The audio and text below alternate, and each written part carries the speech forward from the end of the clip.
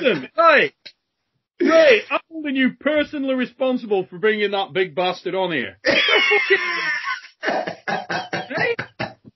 got the nice version of Michael Todd when I called him up the other night when he was fucking all tits out in the bed. Now, he comes on here now, you got him revved up again. He's been out doing some tricks. He comes on and he's in a bad...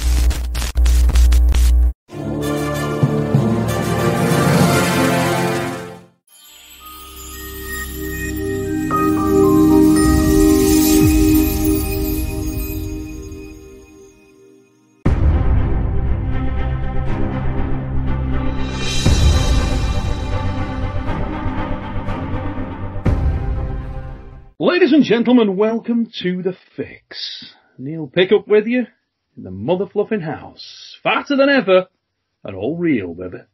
Now, we've got a bit of an unusual scenario, as regulars to the show will know that our very own technical director, Mr. Rolly Van Royce, is over in Dubai. Yes, there he is, coming live and direct through the wonders of modern technology known as Skype.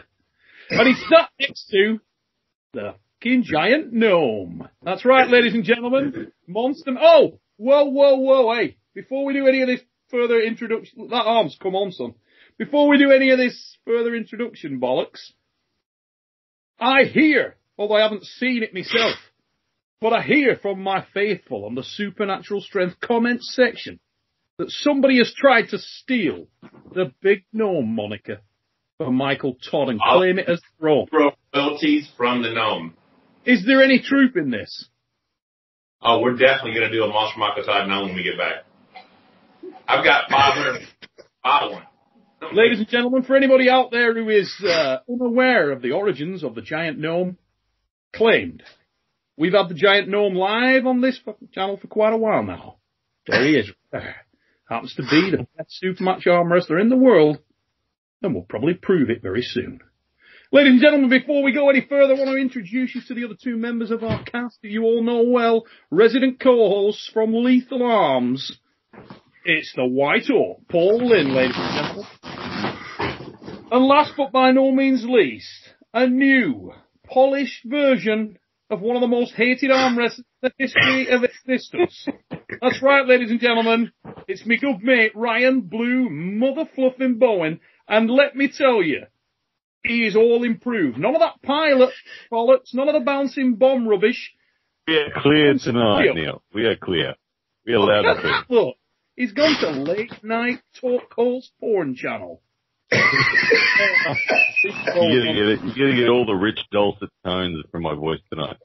I'll tell you what, Ryan. It's coming through loud and clear where I am. Oh, listen, last time we took abuse on that, we did a sound check at the beginning of the show. We said, everybody coming all right? And we said, look, you're back to pilot. That's how you were. You know? Now, is everybody else hearing Michael clear as a bell? Is everybody else hearing Ryan clear as a bell? Because I've got him really clear. Yes. Yeah. Clear as a bell. This is me with my fancy equipment. All the stuff that I spent the money on. I've got it set up finally. We're good to go. Lovely darts. Right then, guys. It's time to get down to business. For the last, certainly going to say 3 weeks, the entire world of arm wrestling has been dominated by the topic of will Monster Michael Todd and Levan Saganashvili actually happen. Now, we've done it on the In the Presence of Greatness. Mike's been throwing it out on his channel. We've heard various feedback from the Professional Arm Wrestling League. And as we come to you live, there is no definitive on whether or not the match can take place. However, I think it's fair to say that there's been an absolute uprising across the world of arm wrestling in terms of how many people would like to see the match take place and how many people believe it should take place. We haven't actually heard from Paul and Ryan on this yet. Obviously, Rolly, you've had a bit of input while you've been out there. So I want to start with the mighty White Oak and throw it over to yourself, mate. Give us a bit of feedback on your view of the Monster Michael Todd Levan Saganashvili match. So first off, should it take place? Yeah. 100%. Like, yeah, before we started recording, like, I guess I just can't understand why it shouldn't, you know, in the current climate. from a business perspective, with the ability to make money with a low effort and a low overhead and, money in, and the general hype around the match, that's already been done. There's no league that has to hype the match. There's no, these guys have done it. Mike and Levon have already done it just by getting face to face and putting all that content out.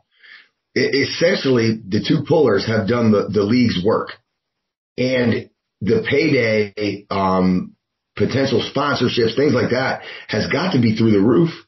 And it can be done without all the other stuff involved. To me, it just seems like low hanging fruit.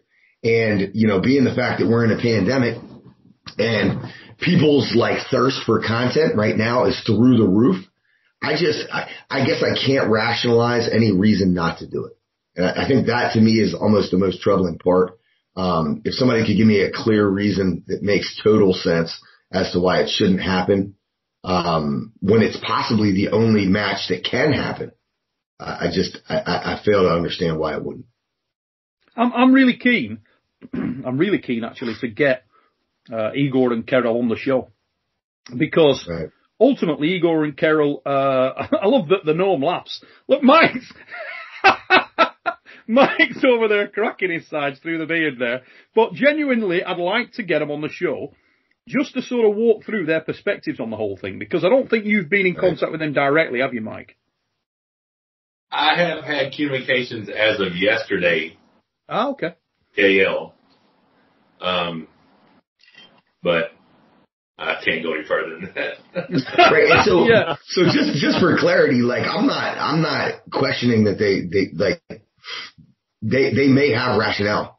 I just, from my small perspective in the world, I don't understand what it would be.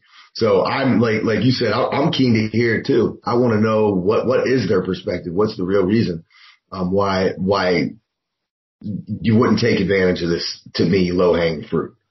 Yeah, I think the big one, as you say, the fact that all the leagues are on stand down, they're frozen out of doing their normal routine matches and anything that they want to pursue at this point in time has to be on ice. That's where the game-changing difference lies for me in this whole scenario. Because, we've had, if you look back, I was thinking about it the other day, and you look back through the sort of annals of combat sport history, you've always had, weird events, freak events, things that have sort of superseded leagues and, they've just gone over and above. And there's sort of clearly it's really well communicated that it's a bit of a weird showpiece exhibition match event. You know what I mean? Like when Muhammad Ali fought the Inoki from Japan. Little weird things, which, and they've always just been as a promotional thing, really. So I can't see why that can't be done or even considered in arm wrestling.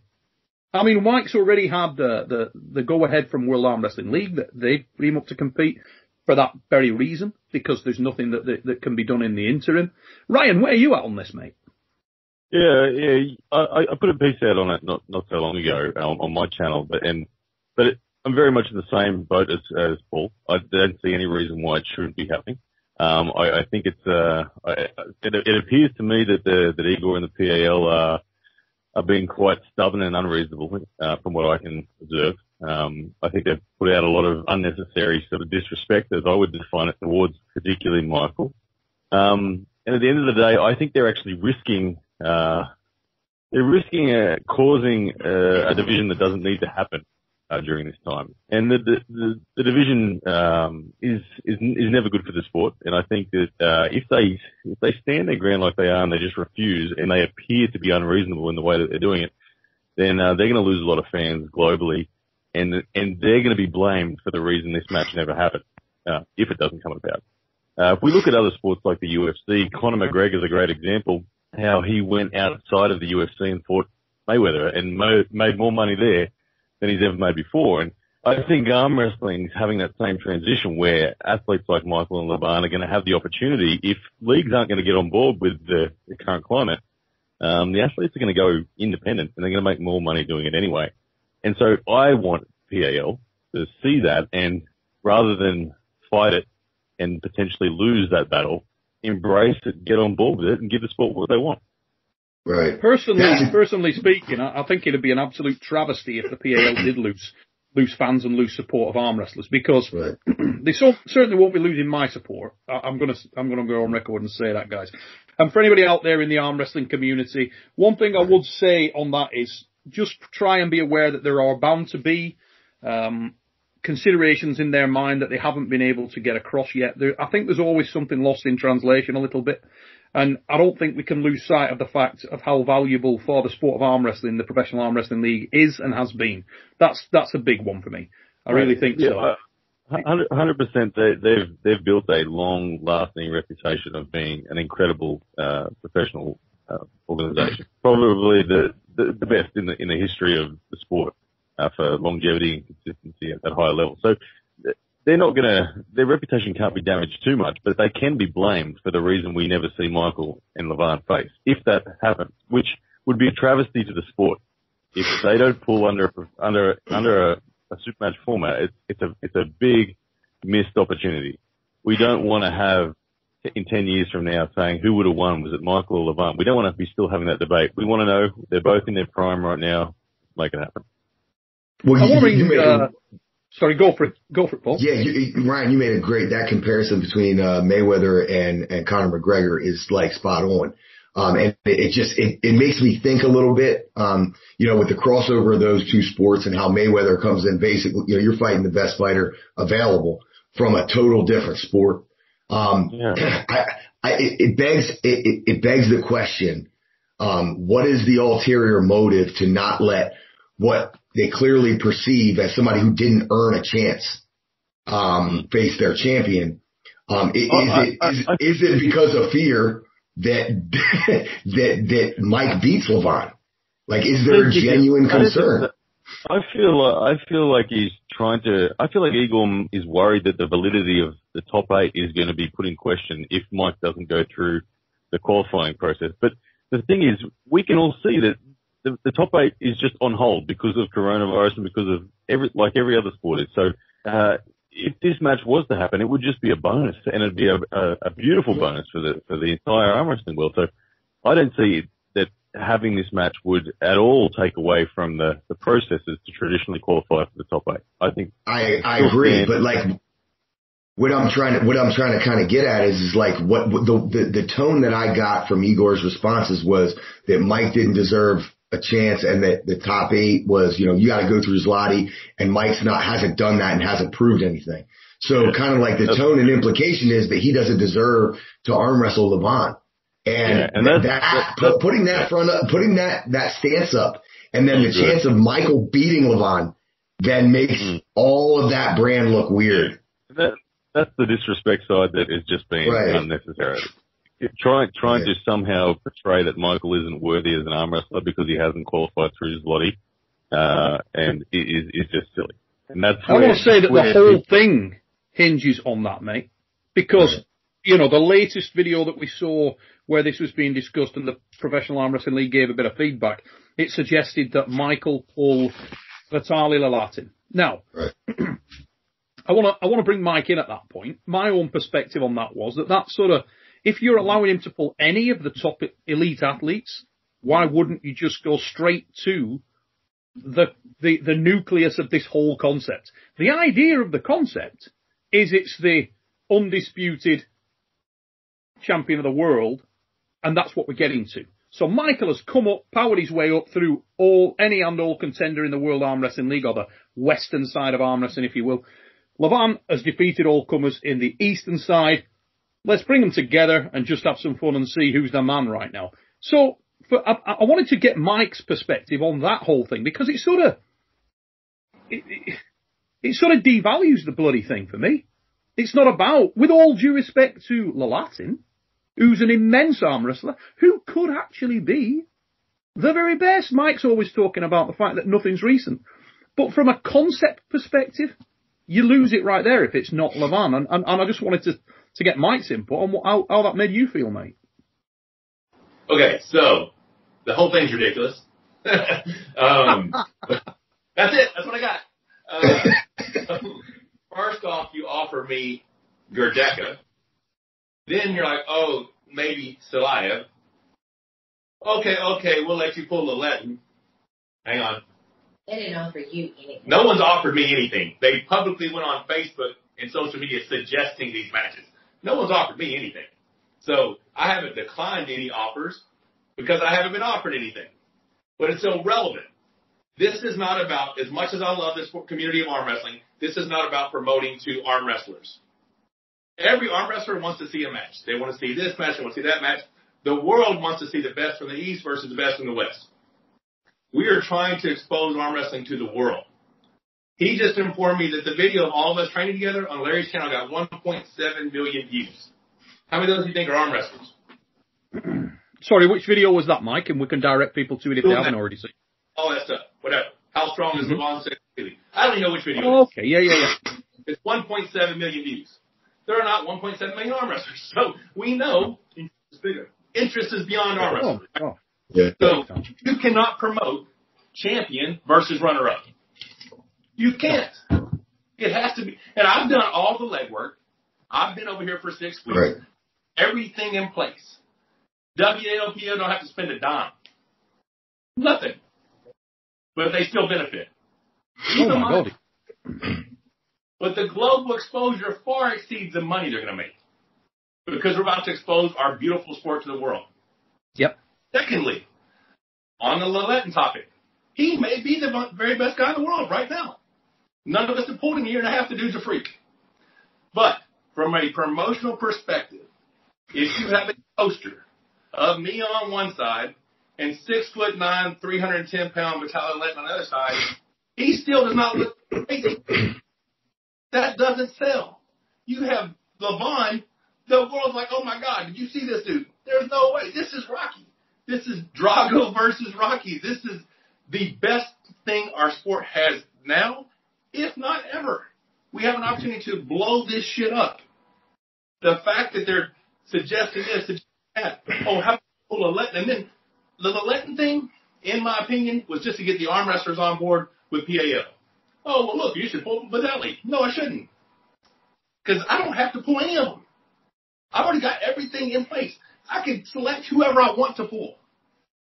I can pull anybody I want. The promotion's already set. I just want it to be LeVon.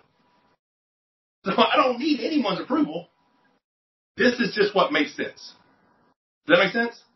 It does, mate. And it 100% makes sense to me. But what it did suggest to me is that there's a fundamental misread, whether intentional or otherwise, from the PAL at this point in time to the whole concept of what this is.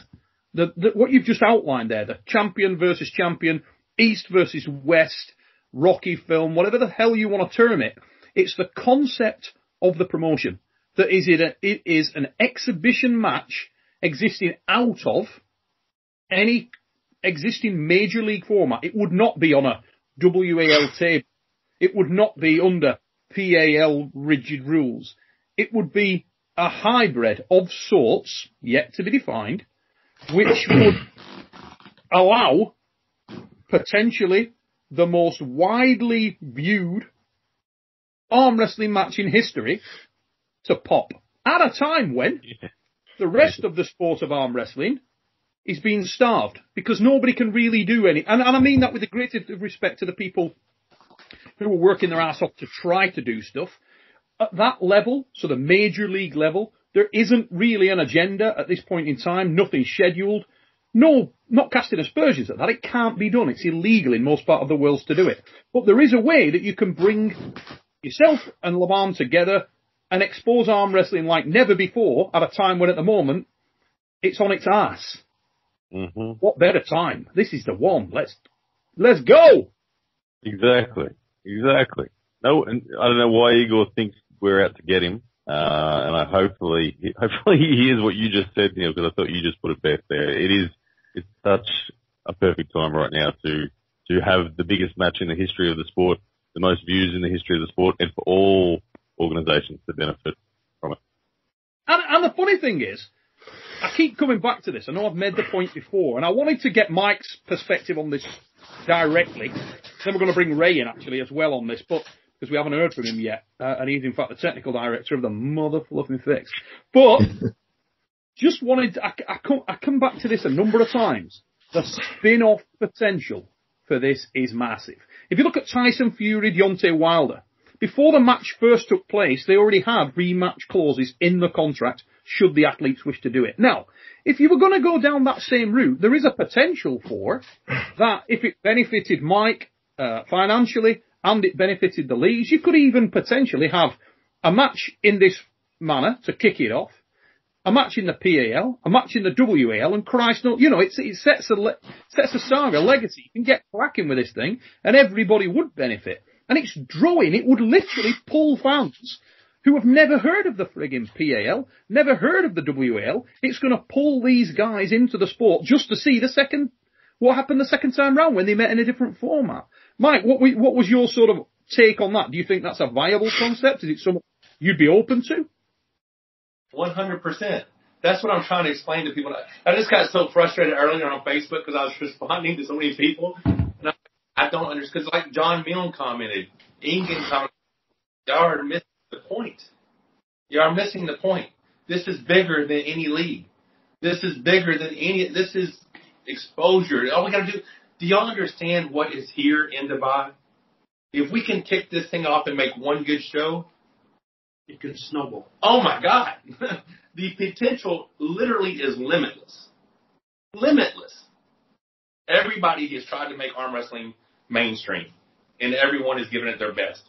You with Arm Wars, Robert Spring, PAL, WAL, National Arm Wrestling, everybody. The problem is we don't have the funds. It always comes down to the funds. We need more finance. We need more sponsors. You know what's not a problem in Dubai? Funds. Actually, I'm going to dive in there. I don't know that much about Dubai, but I know there's a lot of money and a shit ton of sand.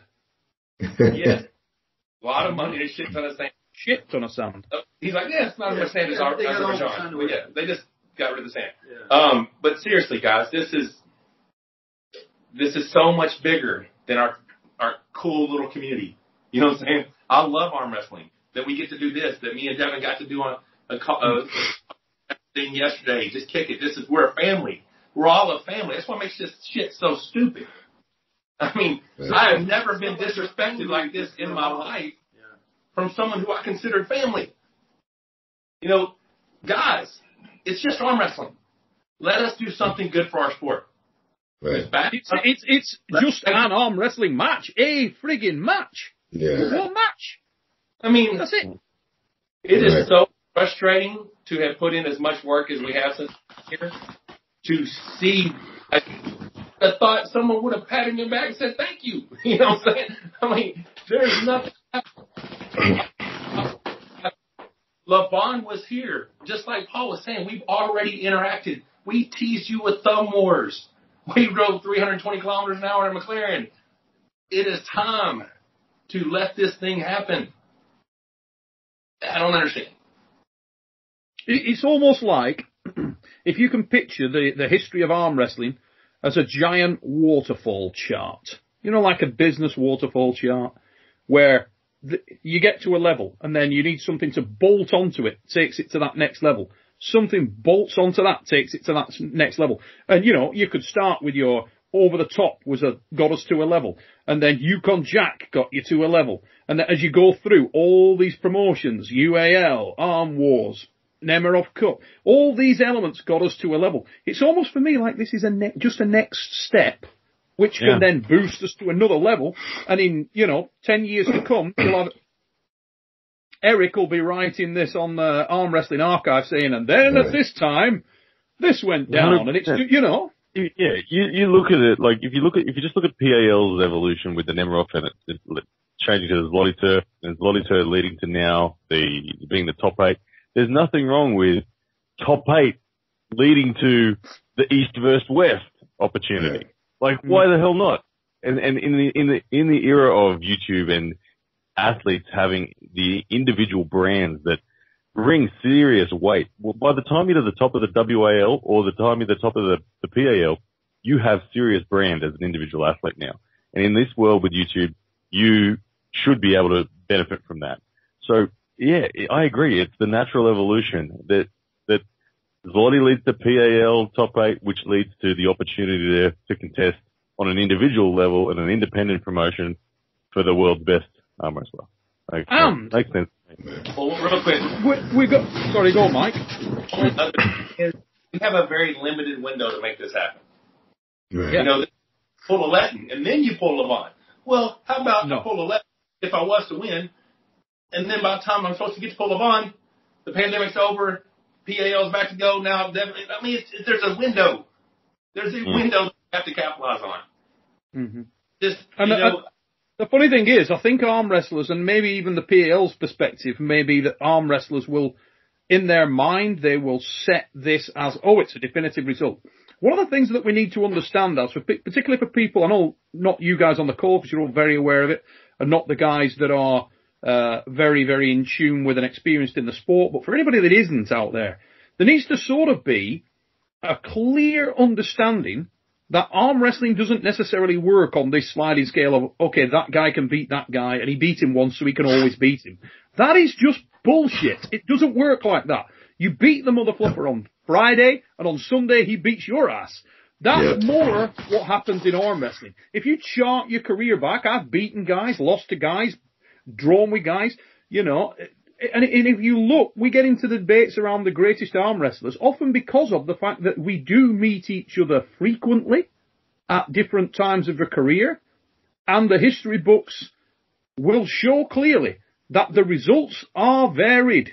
One day this guy beats that guy, and then, God damn it, a month later they meet, and that result is differently. Devon Larratt, who everybody knows out there, very big on social media right now, rose to prominence and fame and recognised as the man at the time because of the fact that he went on a tear and beat some of the best guys in the world, including Monster Michael Todd, John Brzenk, and others. You wind the clock forward a few years and Devon loses to John Brzenk, and you wind the clock more recently and Michael beats Devon in the WAL. The thing is not a done deal. It's fluid. It's an evolution. Ray, do you want to build on that, mate? Go, Paul. No. I mean, I think that's the beauty of it. I mean, isn't that the beauty of it? Like, you talk about like a rematch clause. Like, anybody can win on any given day. Like, it gives the fans and it gives the opportunity for new fans what they want. They get to see Mike and Levon, but that doesn't mean that the saga ends right there. You know what I mean? Especially if it's not under WAL rules or PAL rules. If it's in this quote unquote unofficial or exhibition match that we know they're going to take really serious, there's so many different outside factors that there's no reason we couldn't see an immediate date for a rematch. And it allows for just more publicity and more money to be made. I guess I can't get past like what Mike talked about, like the arm wrestling community being like a family. And we're at this transitional phase where we're going into this social media YouTube phase where you got to get on board. You got to ride the wave like Ryan's talking about. Like, we have to figure a way to not worry about where we were yesterday, but worry about where we're going to be tomorrow and how we're going to ride the wave to get there. And if you miss it, it's almost like you're trying to fight progress. And we're at that transitional point where the sport could explode. Like, why would you not get on the wave? That I can't fathom it. Yeah. There's also so much build. Sorry, Ray, you were going to go there. You sat forward and everything. Yeah, let's. For a minute, I thought you were just going to. Thought you might have been out on the beach working on the sand. Turns out I can speak to you guys. Yeah. Being here, seeing how everything is done. Yeah, the problem with arm wrestling was always the money.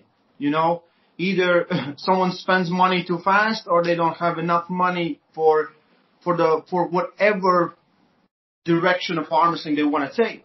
Here, it's not an issue. So they can make those matches happen. I believe, like, the world interest has never been higher. The stock in arm wrestling has never been higher. Everyone, thanks to so many people see us, they see the nuances in arm wrestling. They don't see it as just the brute things, you know. They see all this thinking behind it, how different the athletes are, and they will, like, with each time someone comes there, they will judge them differently. Because when you just saw one guy, you judge everyone by that guy. you see another guy that does the completely different or, is completely different. So our stock has never been higher. We need to cash in.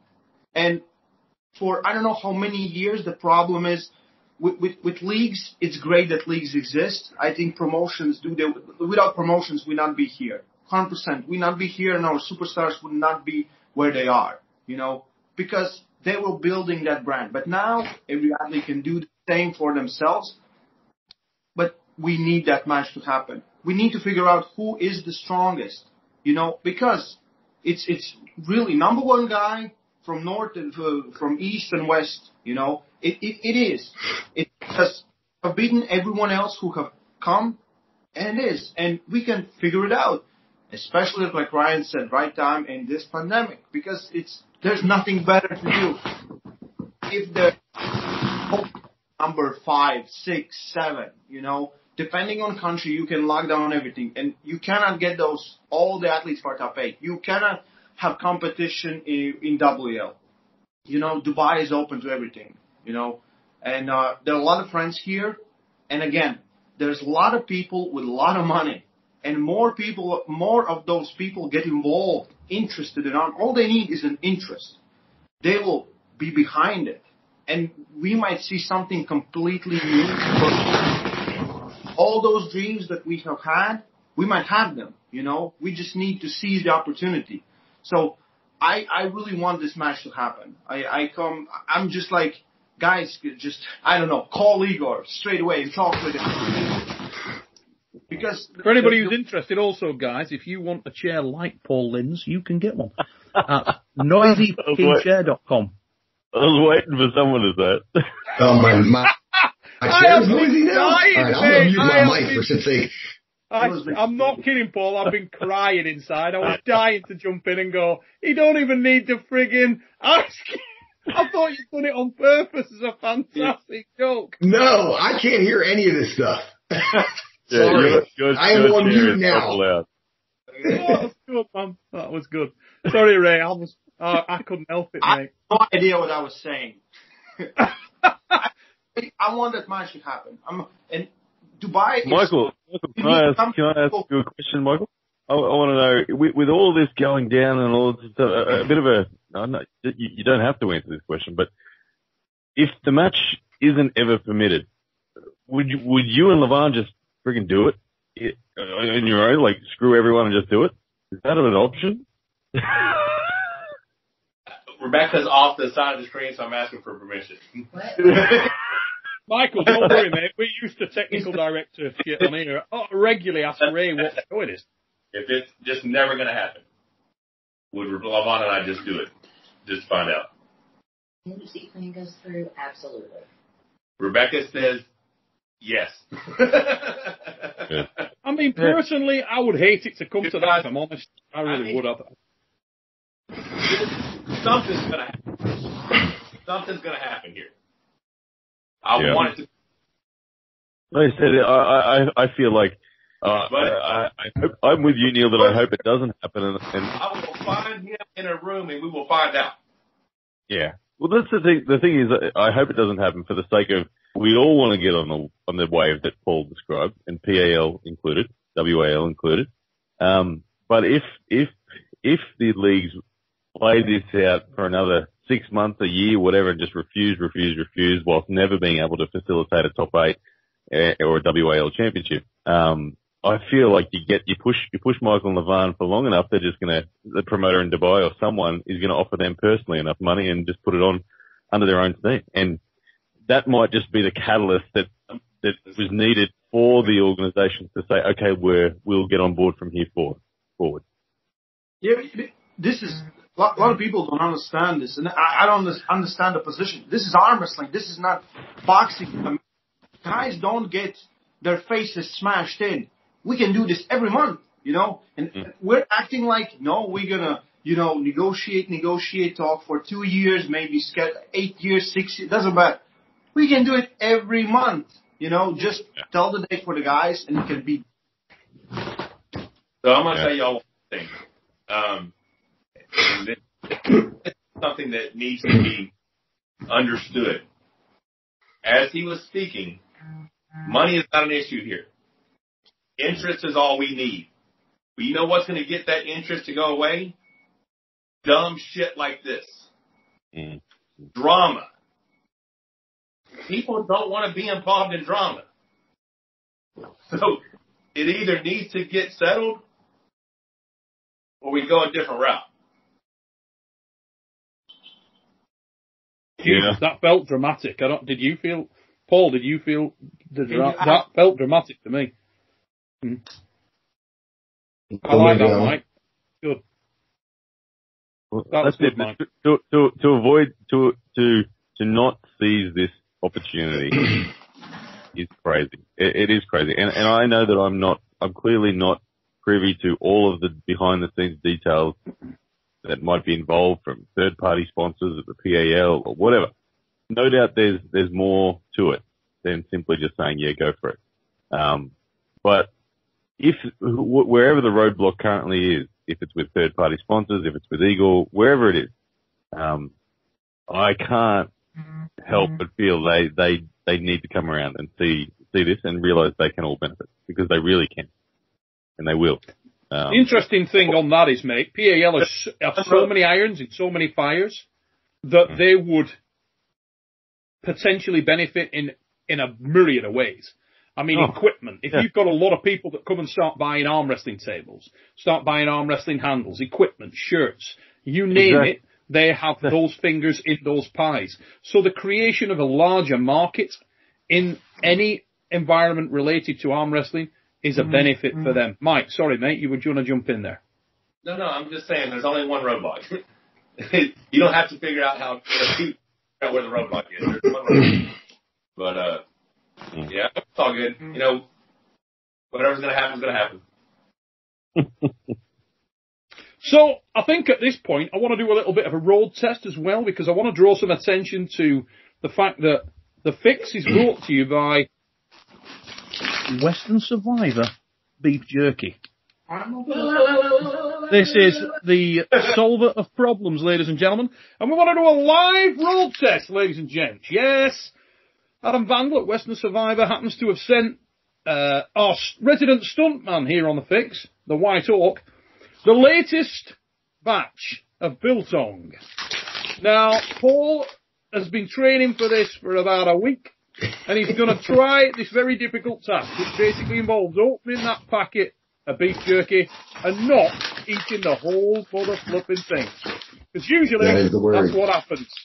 He's going to try and just do a little bit. What we're going to do here, ladies and gents, is just let Paul get a piece of that in his cheek, leave it in there for about, what do you reckon, 1-2 minutes? Something like that, I guess. This is supposed to be totally different, though, I guess. Yeah, biltong is juicy and should be. Is it soft? Yeah, it's softer than the rest of the stuff. It's less dehydrated, I think. Seems like it. Yeah, there's more moisture in biltong. You'd be able to get the flavor of that straight up.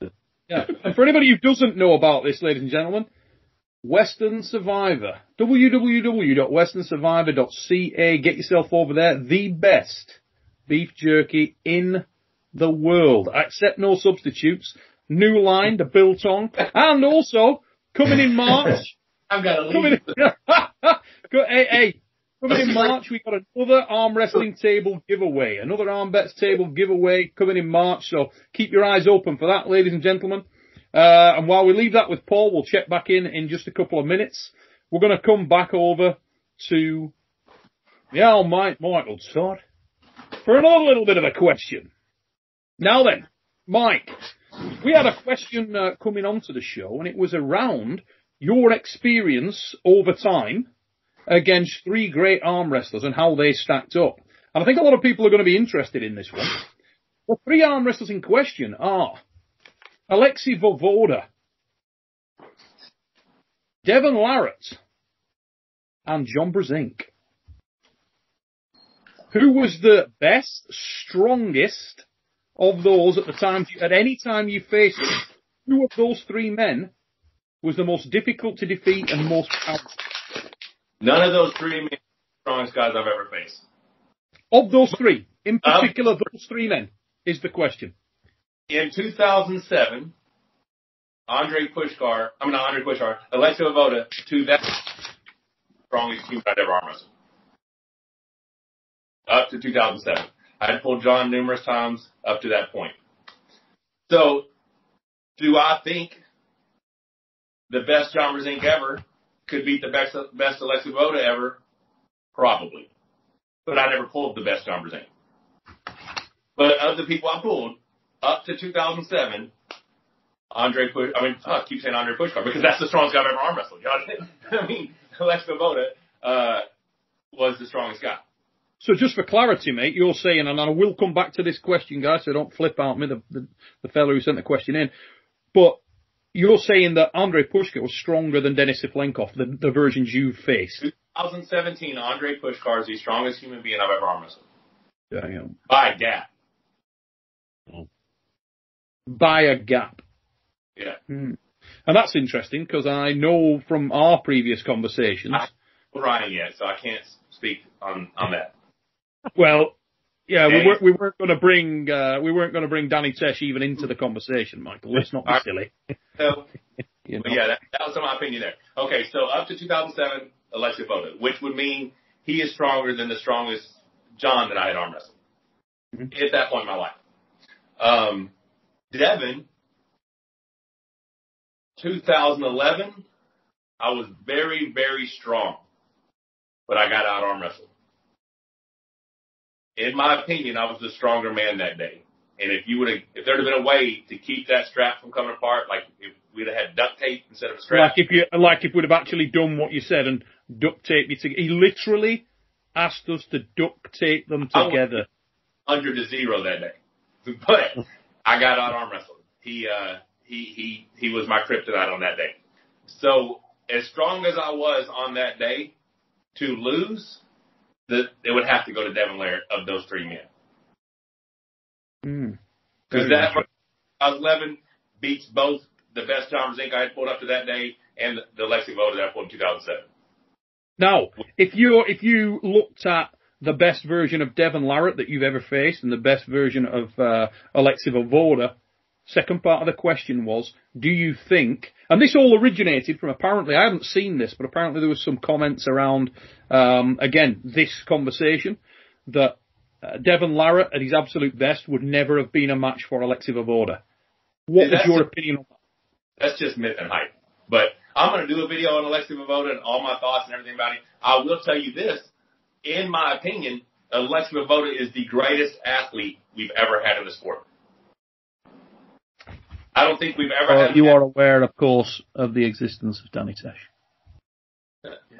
Excluding Danny Tesh. If Levin cannot pull, maybe Danny Tesh, you know? Well, hey, Danny Tesh. He will come down from the sky. It's hard to... Look, you guys might think it's hard to book a match with Levin. Trust me, it's hard to book a match with Danny Tesh. I've been trying forever.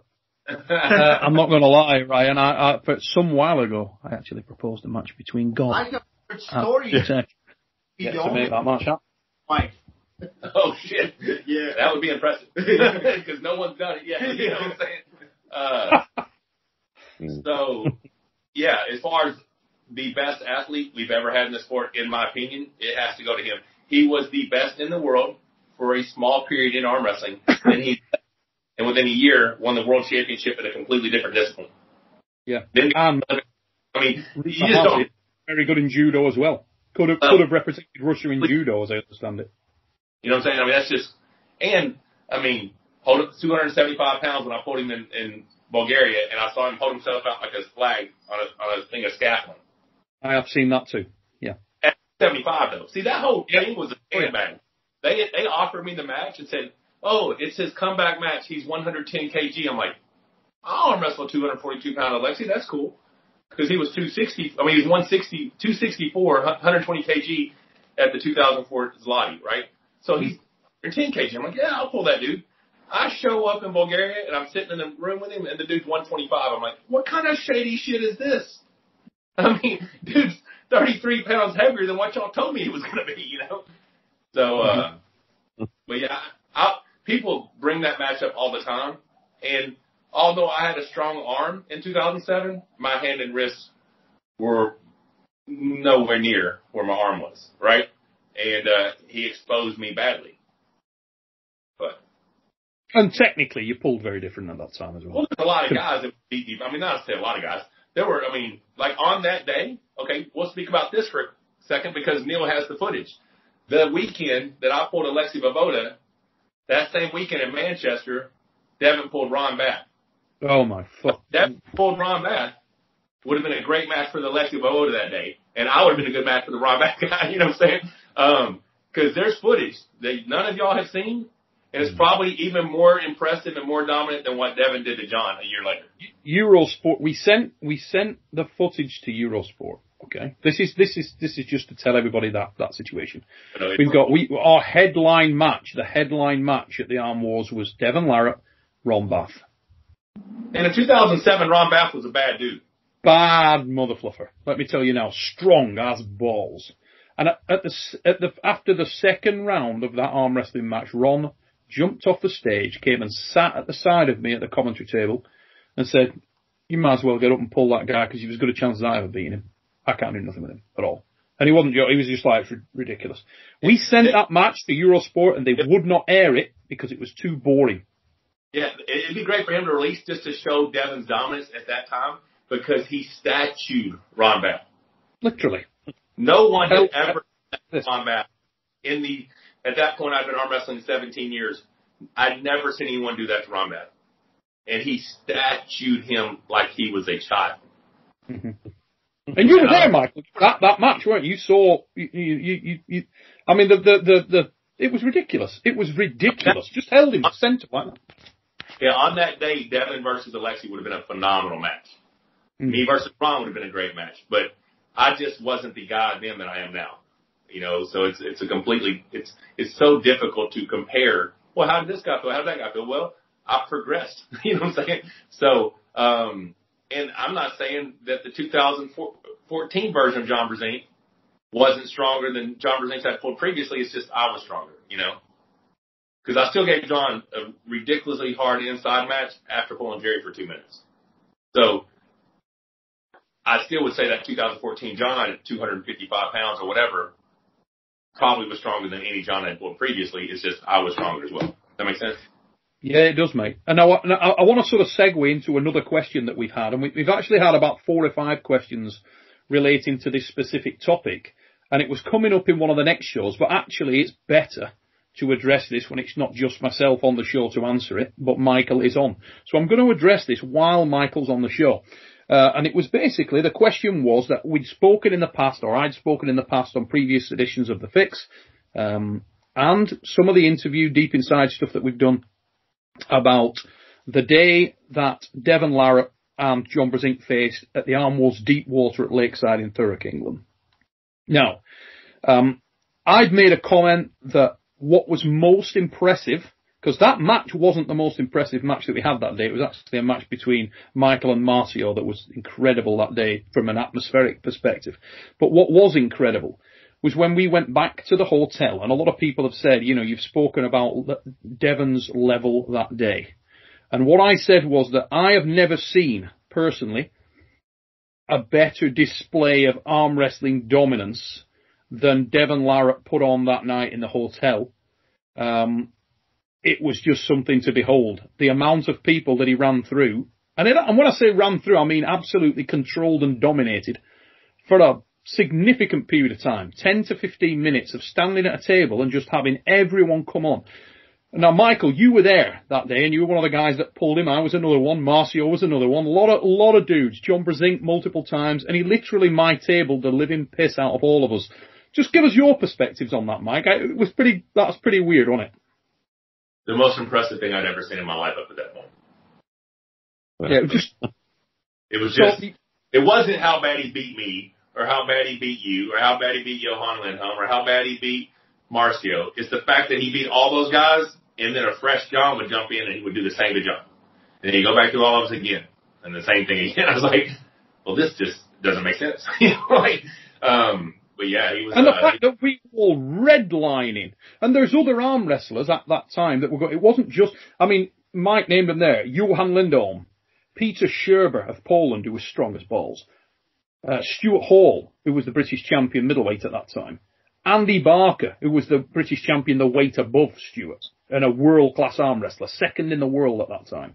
Myself, Marcio, just Mike, John Brezink, one after another, after another, after another. And when I say that he was beating us all, it wasn't, he was playing like we were babies, like we were bums, just letting us out on his wrist, pulling us back up. Any position you want, anywhere. Get over his hand, pull, no problem, pull back up. Just nuts. Can't emphasize enough. So for all you guys out there that think, and a lot of comments that I've heard were, the other day I was listening to Travis on a show, and Travis said, Devon has never been at that level. He's never been at that level. He's never been that strong. And the day that he beat John, it was just because John was washed up and not at his best. I can tell you that is simply not the case. At that time, Devon Larratt was a very, very serious competitor, let me tell you now, in any aspect. Bad mother fluffer. End of. And you heard it from myself, you heard it from Mike, and I can bring another 10 guys who were there. Man. I mean, Johan Lindholm at that time was having matches, hard matches with people, and he hadn't had a hard match that day at all. No real hard matches that day at all. And he was having, to give you an indication of the level of Johan Lindholm, he would sit in hook battles with just ridiculous. Sylvain Perron, for example. He would be in a long, drawn-out hook battle against the likes of Sylvain Perron of Canada, who's one of the greatest at that weight class. Years later, I think he gave Reed all he wanted in a hook at Zloty. Yeah. So there you go. That's the level of competitor we're talking about, and he was relatively fresh. And it just made not a scrap of difference. He just pasted the living daylights out of all of us, one after the other. So bad dude. Ladies and gents, that wraps up this particular episode of The Fix. I just want to direct you over to see the... Oh, wait a minute. Technical director's got something to go on. To close the show, we've got to go back to Paul with the biltong, so... Go. Episode 51. That's important. Biltong's amazing. And there's no way that this is going to make it through the rest of this upcoming show. Not a possibility. I don't have self-control with food. If I start, I can't stop. We're running out of money. Ladies and gentlemen, I think Mike's going to stick around. Ray's going to stick around for our next episode of The Fix. If this is your first time to Supernatural Strength Channel, please like, share, subscribe, tell everybody about it. We're going to have another special guest on episode 52. And until we see you next time, ladies and gentlemen, take it easy, peeps. What grabs your eyes on that, if anything?